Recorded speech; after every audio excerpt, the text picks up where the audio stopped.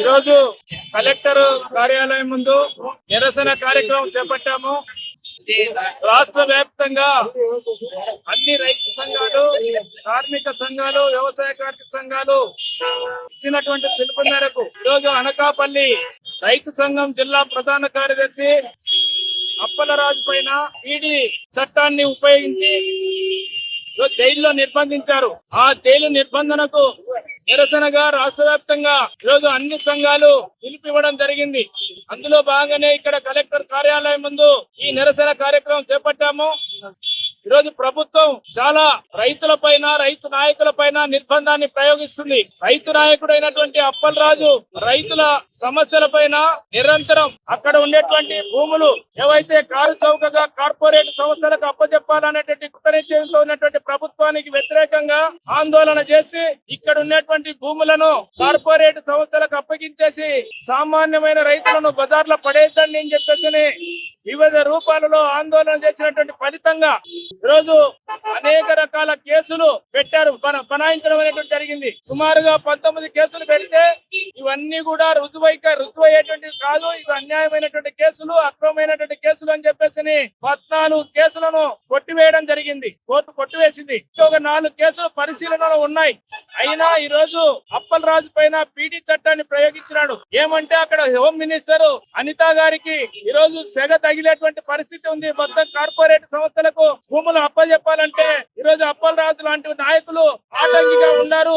అలాంటి ఆటంకాన్ని తొలగించాలా, అదే విధంగా మిగతా రైతులను, రైతు సంఘాలను, రైతు నాయకులను బెదిరించే దానికోసం ఈ రకమైనటువంటి పీడీ చట్టాన్ని ప్రయోగించింది ఈ చంద్రబాబు నాయుడు.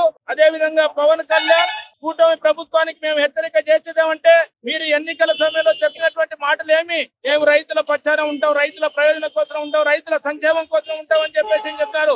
ఏ రైతుల సంక్షేమం కోసం అయితే ఈ రోజు అప్పలరాజు పనిచేసినాడో అటువంటి అప్పలరాజు పైన పీడీ చట్టాన్ని ప్రయోగించడం న్యాయమేనా అని చెప్పేసి మేము అడుగుతున్నాం. ఇది చాలా దుర్మార్గమైనటువంటి చర్య. ఈ రోజు చంద్రబాబు నాయుడు యొక్క స్వరూపం చాలా స్పష్టంగా కనపడుతుంది. కార్పొరేట్ సంస్థలకు ఊడిగం చేసేటువంటి చర్యకు ఈ రోజు చంద్రబాబు నాయుడు పాల్పడుతున్నాడు అనేటువంటిది చాలా స్పష్టం. కాబట్టి చంద్రబాబు నాయుడు మానుకోవాలా.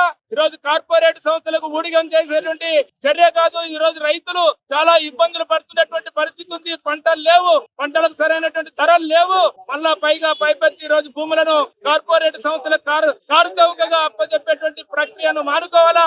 రైతు సంఘ నాయకుడు ఏదైతే రైతు సంఘ నాయకుడు ఈ రోజు భూములకు, రైతులకు అనుకూలంగా పోరాడినాడో అటువంటి అప్పలరాజు పైన పీడీ చట్టాన్ని వెంటనే మీరు రద్దు చేసి జైలు నుండి విడుదల చేయాలి. కనీసం ములాఖత్తు కూడా లేకుండా పెట్టేటువంటి పరిస్థితి ఉంది. చాలా అన్యాయం. ఇదే సమస్య నీకు జరిగితే ఏడుస్తీవి, బాధపడుతీవి, గగ్గోలు పెడుతీవి. మరి ఈ రోజు మా రైతు నాయకుడు ఏం చేశాడు? ఈ రోజు పీడీ చట్టం పెట్టడం అంటే గంజాయి అమ్మినాడా, ఈ రోజు రేపులకు పాల్పడినాడా, మానభంగాలకు పాల్పడినాడా? అటువంటి వాళ్ళ పైన పెట్టాల్సినటువంటి కేసులు ఈ రోజు మా అప్పలనాయుడు పైన పెట్టాడు. ఇది చాలా దుర్మార్గం అని మేము తీవ్రంగా ఖండిస్తున్నాం. వెంటనే విడుదల చేయాలని చెప్పేసి మేము విజ్ఞప్తి చేస్తున్నాం. లేని పక్షంలో మరింత పెద్ద ఎత్తున అన్ని సంఘాలను కలుపుకొని పోరాడాల్సి వస్తుందని చెప్పేసి ఈ ప్రభుత్వానికి హెచ్చరిక చేస్తున్నాం. ఈ ప్రభుత్వం కూడా శంకరగిరి మాన్యాలు పట్టక తప్పదు ఇటువంటి చర్యలు కనుక పూనుకుంటే అని చెప్పేసి మరొకసారి ఈ ప్రభుత్వానికి హెచ్చరిక చేస్తున్నాం. నా పేరు రామకృష్ణ, ఏపీ రైతు సంఘం జిల్లా ప్రధాన కార్యదర్శి, కర్నూలు.